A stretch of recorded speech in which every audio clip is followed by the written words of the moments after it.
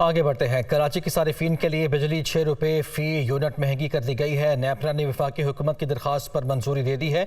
सारिफीन से वसूलियाँ अप्रैल, मई और जून के बिलों में होंगी। गुज़िश्ता साल पहली तिमाही की मद में 1 रुपये 55 पैसे फ़ी यूनिट का इजाफा किया गया है।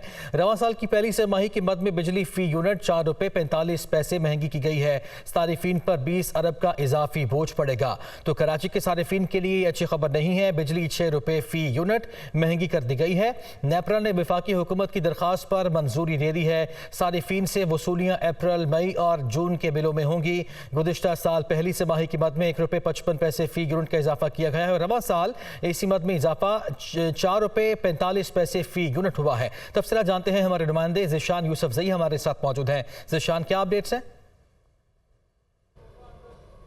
देखिए, जो अभी माली साल चल रहा है इसमें और अगले आने वाले साल में जो बिजली की कीमतें वो उसमें बहुत ज़्यादा इजाफा हो रहा है। अभी गुज़िश्ता ही रोज़ जो है वो वफाकी हुकूमत की जानिब से 2 दरख्वास्तें जमा की गई थी जिस पर नेपरा ने समाअत की और बिजली महंगी कर दी। अभी जो है वो भी सहमाई एडजस्टमेंट की मद में कराची के सारिफीन के लिए बिजली महंगी कर दी गई है और बिजली जो है 3 माह के लिए 6 रुपये फ़ी यूनिट महंगी कर दी गई है।